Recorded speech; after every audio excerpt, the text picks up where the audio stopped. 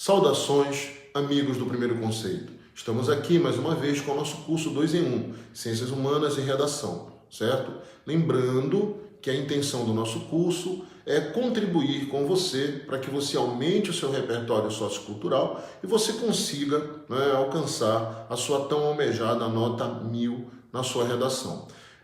Hoje, o nosso tema diz respeito à questão da condição social dos povos tradicionais indígenas no Brasil, certo? Vou repetir o tema proposto por nós. A condição social dos povos tradicionais indígenas no Brasil. E, para nós facilitarmos o nosso trabalho, vamos fazer de novo aquele exercício de eleger duas palavras-chave, né? Em vez da gente ficar se preocupando sempre em ficar relembrando todo esse tema, então nós elegemos aqui duas palavras-chave que são cultura e minorias, certo? Primeiro passo para nós, discutir cultura é uma questão muito complicada e nós vamos tentar discuti-la a partir de um conceito antropológico. Então vou dar logo uma dica aqui de um autor que você pode procurar, que é o Roque de la Raya, certo? Ele trabalha o conceito antropológico de cultura. Vai ser muito bom para você se você puder ter acesso a esse livro, né? Ter acesso à obra desse antropólogo. Então, como é que a gente trabalha esse conceito de cultura? Eu preciso me distanciar daquele conceito de cultura, que é o conceito de cultura enquanto erudição, né? Aquela ideia de cultura enquanto erudição. Aí eu digo assim, o fulano, ele fala inglês, fala alemão, ele fala espanhol, ele gosta disso, ele é um homem culto. Não é nesse sentido de cultura que a gente está trabalhando. A gente está trabalhando cultura enquanto uma manifestação do universo de uma determinada sociedade, de um determinado povo. Eu vou dar um exemplo aqui, tá? Eu sou paraense.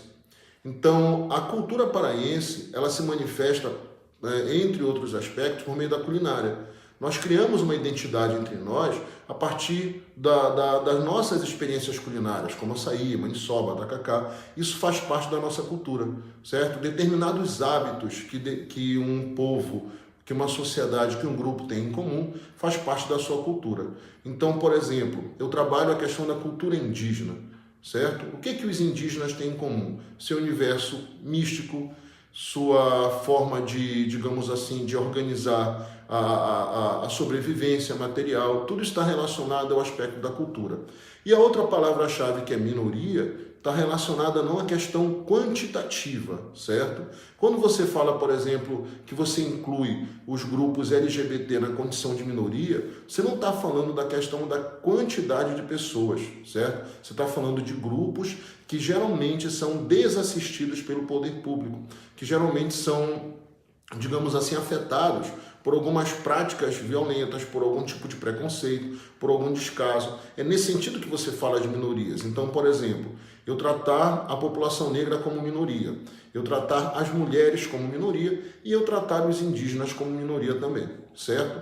Então, em relação a esses dois pontos que nós precisamos estar cientes na hora de nós escrevermos lá e desenvolvermos o nosso texto, a nossa redação. E eu não posso esquecer também uma questão fundamental quando eu discuto povos indígenas, certo? Quando eu discuto essas questões relacionadas a esses povos tradicionais, que é o nosso padrão cultural. O que eu tenho dentro da sociedade brasileira como padrão cultural? Faz parte, infelizmente faz parte, da nossa trajetória, da nossa experiência histórica, cultural, o desprezo pelos povos indígenas. Nós tratamos os indígenas como se eles fossem cidadãos de terceira categoria, certo? Nós entendemos que eles são selvagens, nós ouvimos muitas vezes as pessoas falarem, os índios se comportam como bichos, como animais e tal, certo? Eles estão aí ocupando essas terras e não produzem nada, e nós acreditamos muitas vezes, ou somos levados a acreditar, que os indígenas, eles estão atrapalhando, eles estão atravancando o progresso do Brasil. Durante o regime militar, por exemplo, o Golbery Couto e Silva dizia que nós não poderíamos parar o progresso do Brasil, frear o progresso do Brasil por causa do Xingu, né? Então isso é uma questão muito, muito delicada. E é importante lembrar, por isso que nós devemos estudar a história do nosso país, que quando os europeus chegaram aqui, esse território já era povoado, né? Você já tinha pessoas que ocupavam esse território aqui. Então, eu não posso simplesmente passar por cima dessas populações tradicionais. Nós temos alguns dados, certo? É claro que esses dados não são tão precisos assim, porque você, né, não tinha um censo populacional naquela época, mas há algumas estimativas que, digamos assim, calculam que a população indígena do Brasil, por volta de 1500, ela deveria estar em torno de 5 a 7 milhões de pessoas. E hoje esse número ele foi reduzido drasticamente. Você conta aí 200, 300 mil indígenas, certo? Então isso é um dado alarmante.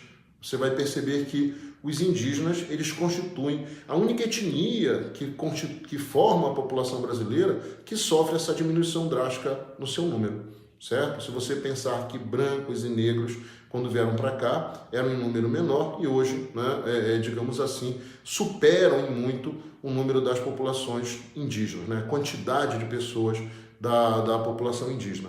Então, como é que a gente vai discutir essa questão, certo? Como é que a gente está pensando em desenvolver essa discussão? Minha sugestão de autor, né, é uma antropóloga luso-brasileira chamada Manuela Carneiro da Cunha.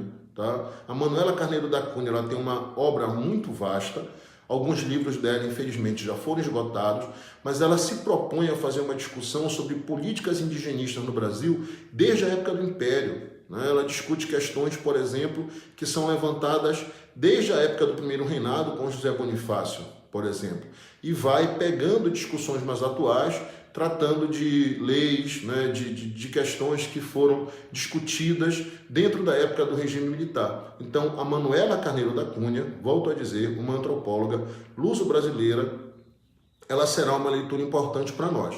Outro ponto que a gente pode pensar é levar essa discussão para o campo da literatura, certo? O Oswald de Andrade, por exemplo, que é um poeta modernista, ele tem um poema intitulado Erro de Português. Se não me falha a memória, ele diz assim: quando os portugueses chegaram ao Brasil, era um dia de chuva, e os portugueses vestiram os índios. Que pena, fosse um dia de sol, os índios teriam despido os portugueses. O que ele está tratando nesse poema? O que ele está tratando nesses versos? Está tratando o problema da aculturação, certo? Você tem os europeus chegando aqui e impondo aos indígenas a sua cultura, né? Entendem que os indígenas eram selvagens, eram incultos e que eles devem assimilar a cultura do europeu.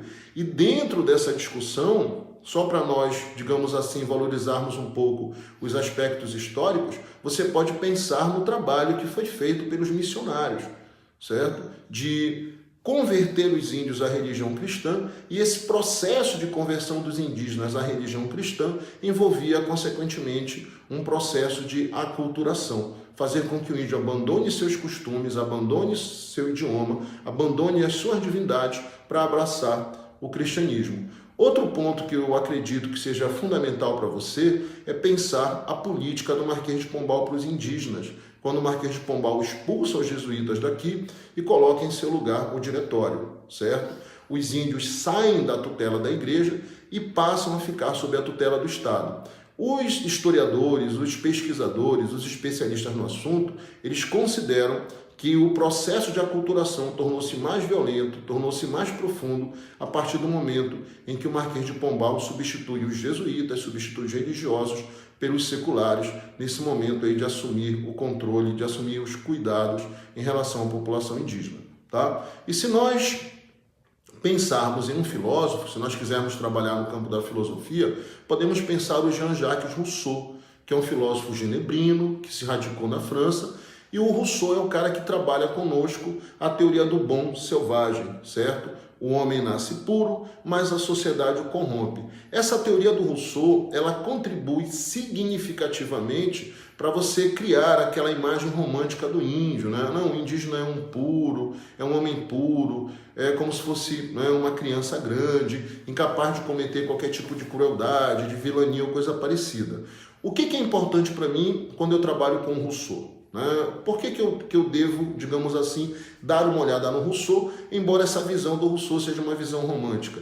É porque o Rousseau ele relativiza, digamos assim, esse otimismo todo que se constrói no século XVIII sobre a ideia de progresso. O Rousseau é um cara que ele é desconfiado dessa ideia de progresso. Então é interessante que nós possamos ampliar o nosso leque na hora que nós estivermos pensando em discutir sobre questões relacionadas aos indígenas. Muito obrigado.